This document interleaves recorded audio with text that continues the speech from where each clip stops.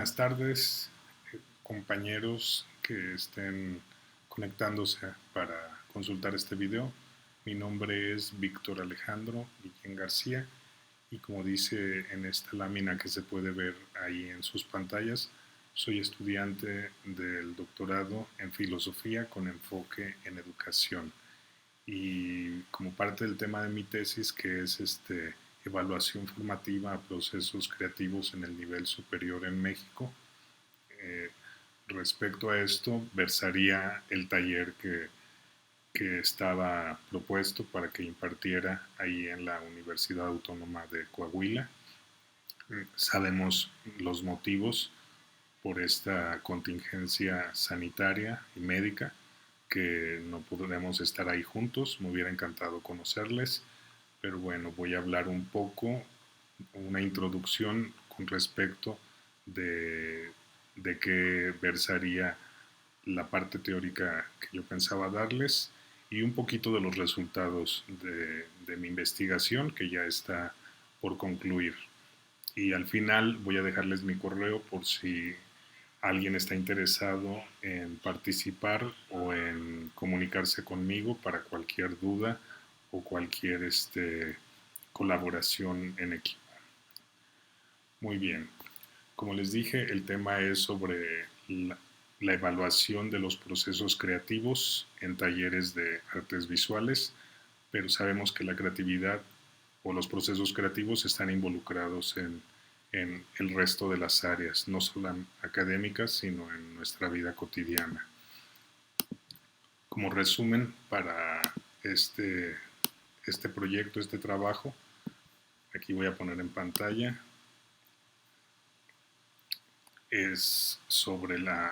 habla sobre la formación de artistas visuales, escénicos, arquitectos, músicos y áreas afines, que fuera de las academias del siglo XIX es un proceso que apenas a partir de la segunda mitad del siglo XX ha sido insertado en el currículo y programas de estudio del nivel superior, campo en el cual se le han agregado nuevos cuestionamientos e inquietudes respecto a las estrategias de enseñanza idóneas, específicamente para el ámbito de referencia de la presente disertación, la evaluación a procesos creativos, obviamente realizada por el docente, y estoy partiendo del supuesto que dicha valoración encuentra sus pilares dentro de los procesos formativos involucrados en la investigación y la producción artística de los estudiantes.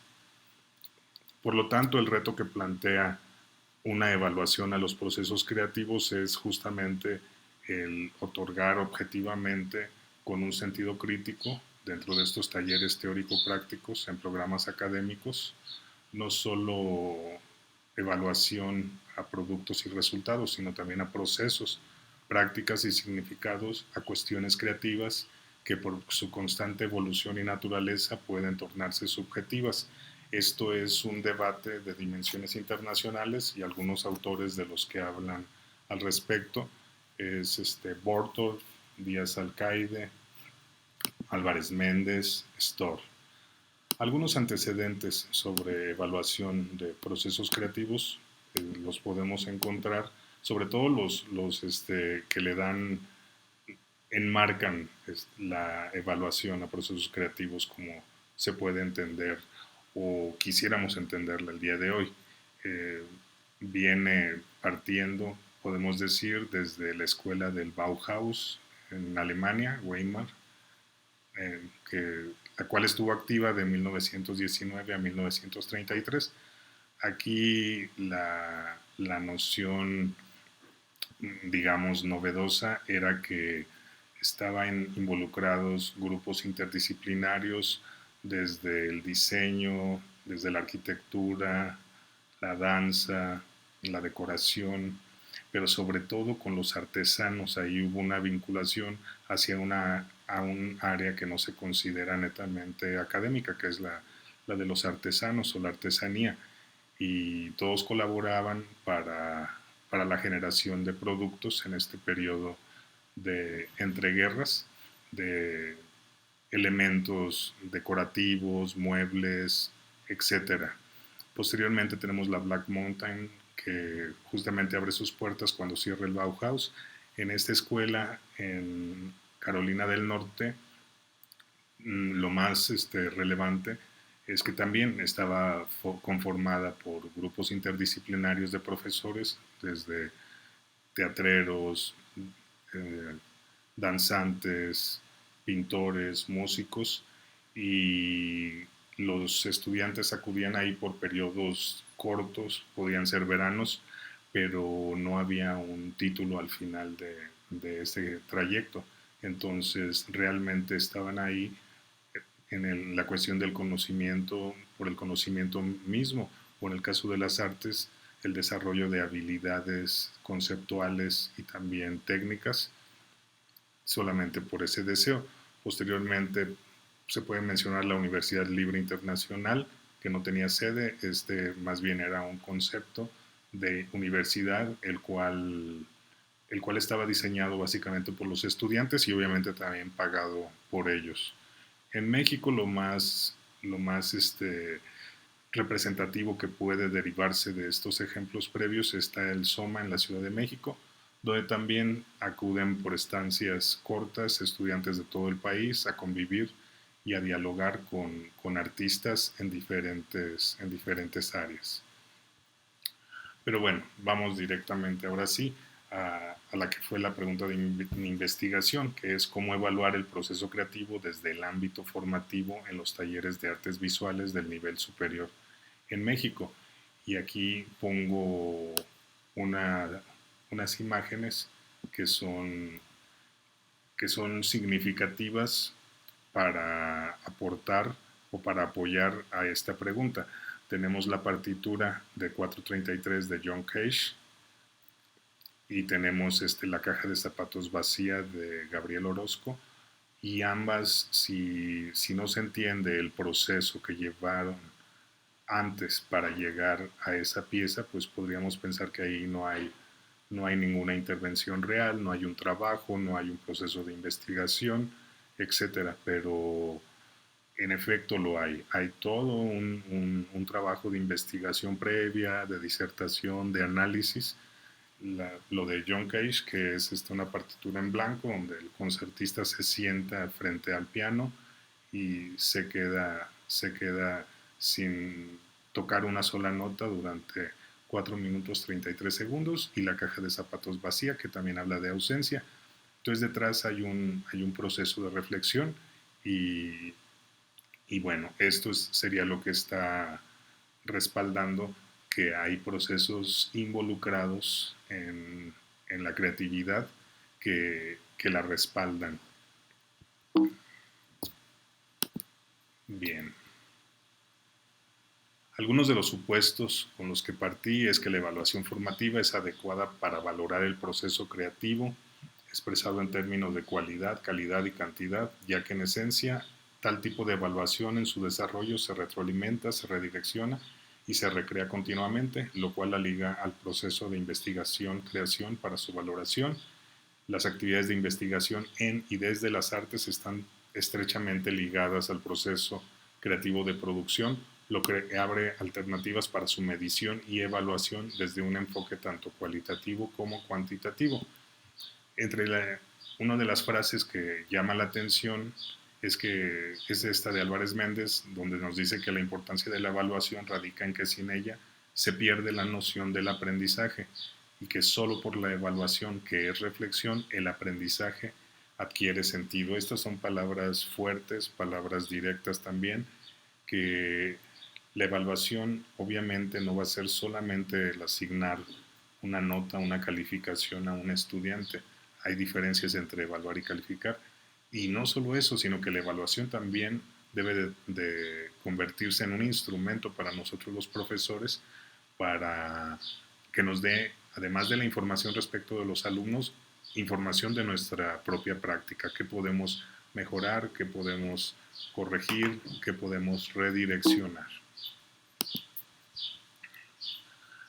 Bueno, para dejar más en claro qué se entiende o qué entiendo por evaluación, me gustaría parafrasear a De Quitil, y él dice que en términos generales evaluar significa reconocer el grado de adecuación entre un conjunto de conocimientos y o habilidades y un conjunto de criterios congruentes con los objetivos fijados previamente.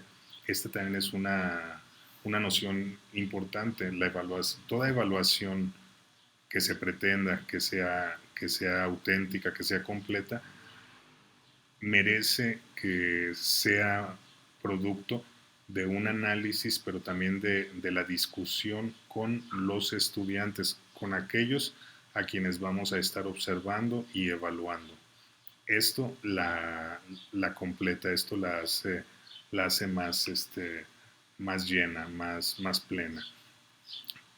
También nos dice que la evaluación en el campo educativo, Loren y Duke la consideran como una actividad o proceso sistemático de identificación, recogida o tratamiento de datos sobre elementos o hechos educativos con el objetivo de valorarlos primero y sobre dicha valoración tomar decisiones. Es lo que mencionaba algún momento.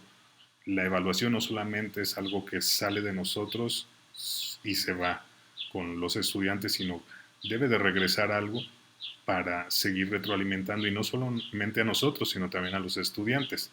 Nuevamente estoy citando a Álvarez Méndez, quien dice que es una actividad crítica de aprendizaje porque asume que la evaluación es aprendizaje en el sentido que por ella se adquiere conocimiento. Dicho esto, la evaluación se plantea dentro del ciclo de enseñanza y de aprendizaje, no como elemento externo de medición o ligado al único fin de otorgar una calificación, incluso ni siquiera paralelo a dichos procesos, sino entrelazado y fusionado para permitir retroalimentación naciente en el seno de nuestra práctica educativa. Hay diferentes tipos de evaluación. Puede ser desde su momento y función, desde el agente evaluador o de su enfoque metodológico. Ahí en esa lámina se ven más o menos esas divisiones.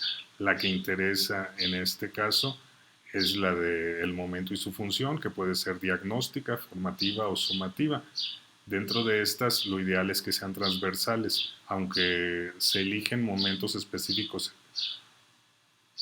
Más que nada, por ejemplo, en la diagnóstica y en la sumativa, la formativa debería de estarlas ligando y retroalimentando constantemente.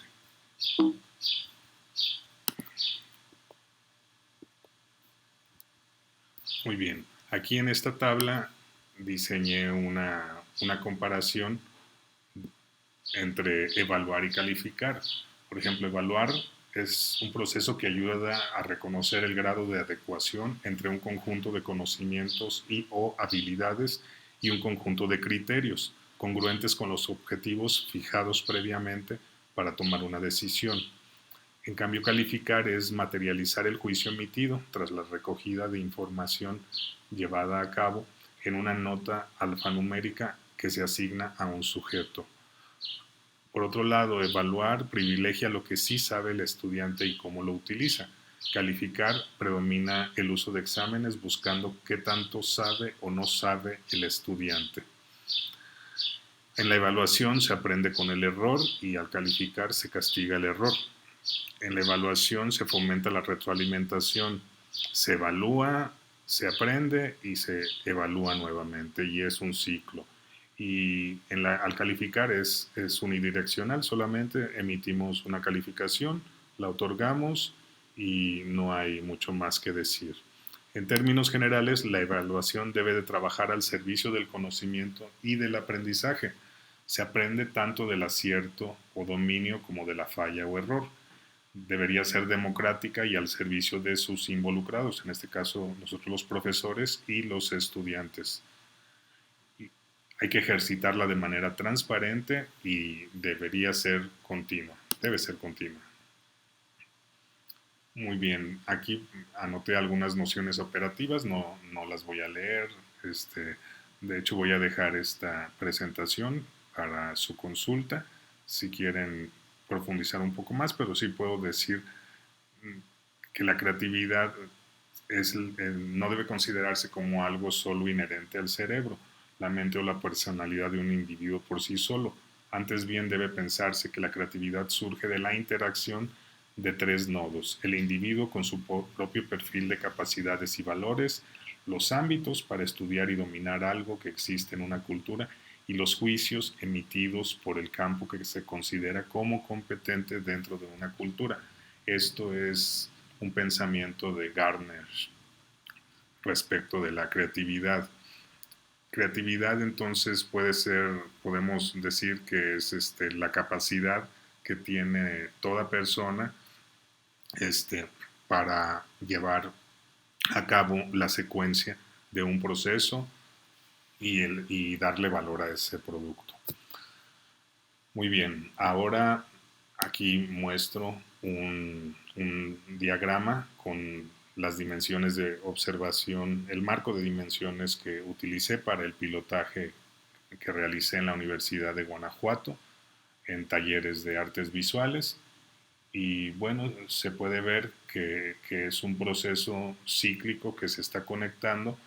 Este marco fue para la observación del proceso de enseñanza-aprendizaje, en donde en los talleres y obviamente rescatar lo que era la evaluación.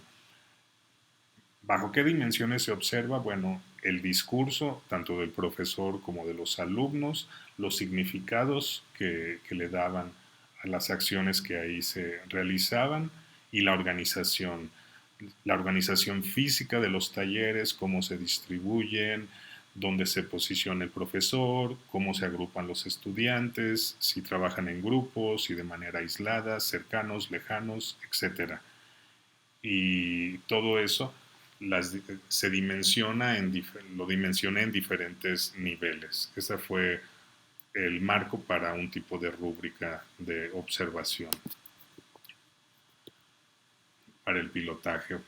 Para la implementación se llegó a la conclusión de que la organización, el discurso y el significado no conformaban el marco adecuado. ¿Por qué me refiero a esto en la implementación? Bueno, porque después del pilotaje hice un estudio de caso en la Universidad Autónoma de México, en el campus, en la ENES Morelia, en el área de arte y diseño.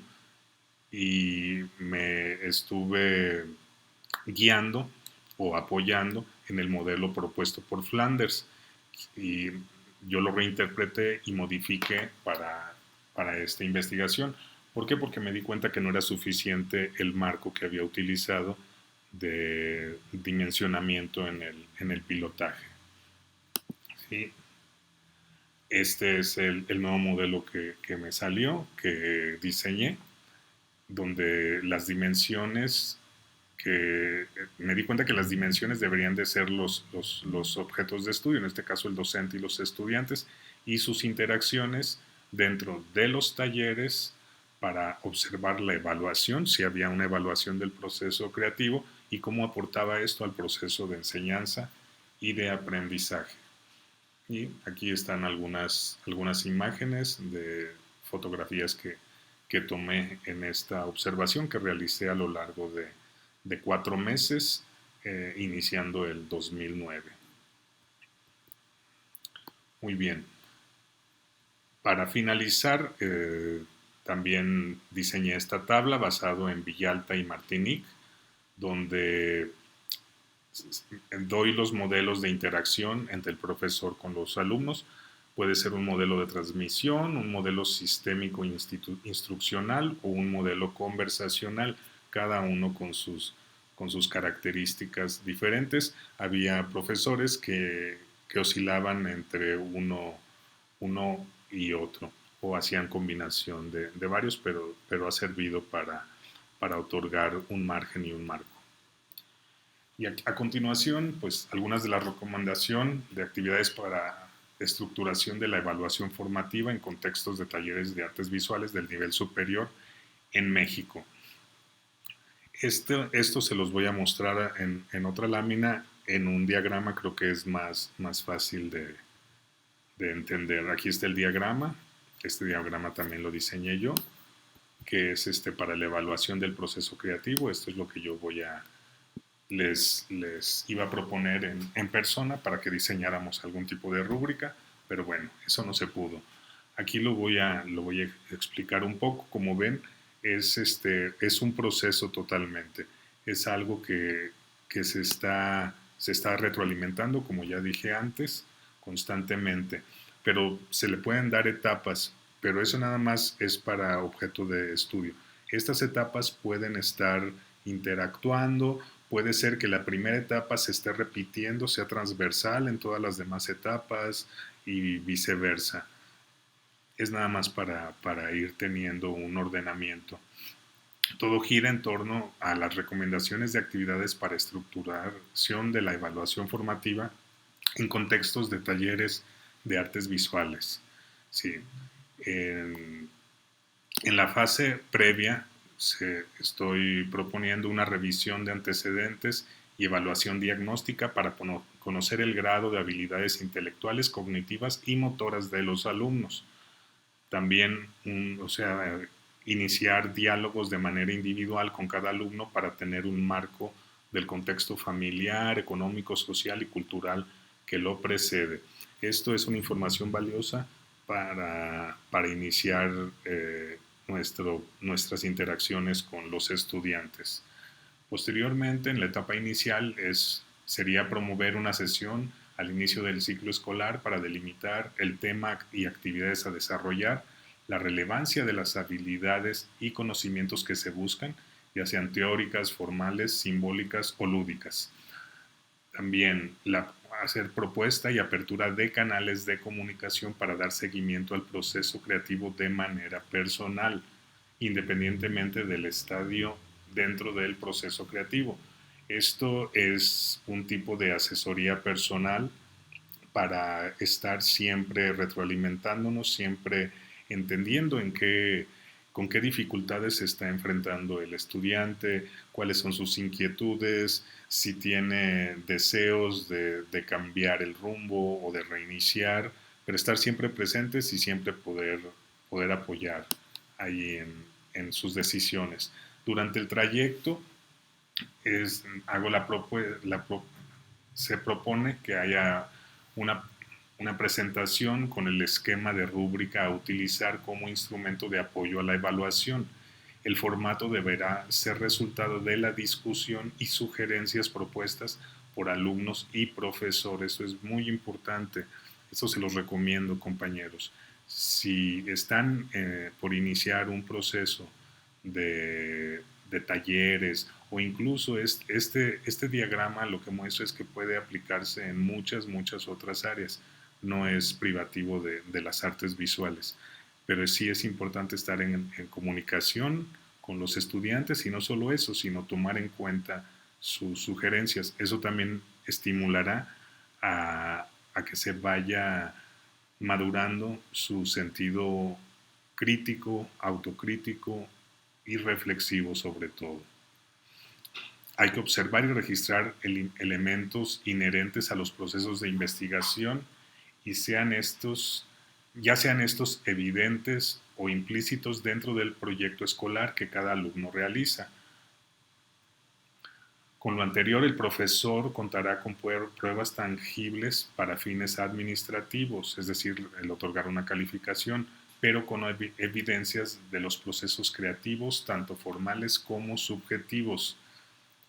¿Qué es lo que quiero decir con esto? O sea, hay que tener los ojos bien abiertos y como vamos a estar muy en contacto con ellos para comprender su proceso de investigación. El proceso de investigación es aquel en el que más encuentro o más encontré que puede estar ligado a convertirse en una herramienta para la evaluación de algo que puede ser tan subjetivo como la creatividad o en el caso de este taller del proceso creativo. Y bueno, para el cierre hay que diseñar un instrumento para registrar los errores o deficiencias que se observen al recuperar la información dada por la rúbrica utilizada y con base a la información registrada determinar si es necesario redirigir o modificar las estrategias de enseñanza, lo que le transforma además en aprendizaje tanto para el profesor como para el alumno. Muy bien, y ya casi para terminar voy a dejar aquí unas unas propuestas, si gustan enviármelas por correo, me encantaría para citarlos ya en el documento final de la tesis del doctorado. ¿Cómo podemos diseñar una rúbrica? Aquí está de manera general, este modelo lo tomé de la Universidad Veracruzana. Sabemos que en una columna, en esta que se está viendo en el cursor, son los elementos del dominio o criterio, que es lo que estamos buscando. Si hay entendimiento del concepto, si hay estrategias en el razonamiento, etcétera. Posteriormente, esos son los elementos del dominio criterio.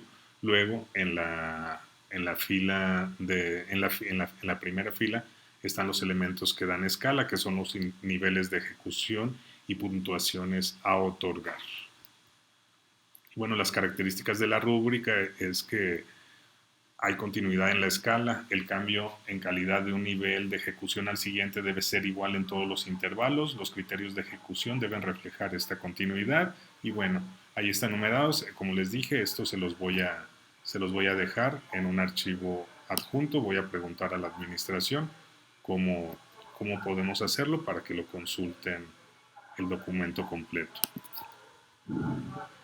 Aquí los pasos para diseñar una rúbrica analítica y entre las conclusiones parciales también aquí están y digo que una pregunta válida que puede resultar es ¿por qué es relevante la creatividad y sus productos dentro del contexto de estudio? Y una de las respuestas es que el valor de la creatividad está implícito no solo en las artes, sino en prácticamente todos los ámbitos de la vida. Se requiere de creatividad para idear nuevas formas de pensamiento, en este caso el pensamiento creativo. El proceso creativo está presente al momento de planear estrategias comerciales, investigación para nuevos medicamentos, producción de vehículos automotores más eficientes y estéticos, y la lista puede continuar. Muy bien, aquí dejo mi correo para sus preguntas y sus participaciones. Si lo desean, Alejandro Guillén García, @gmail.com. Perdón, aquí hubo un errorcito. Es Alejandro Guillén García 42 @gmail.com. Una disculpa y por el error y agradezco su atención. Muchas gracias.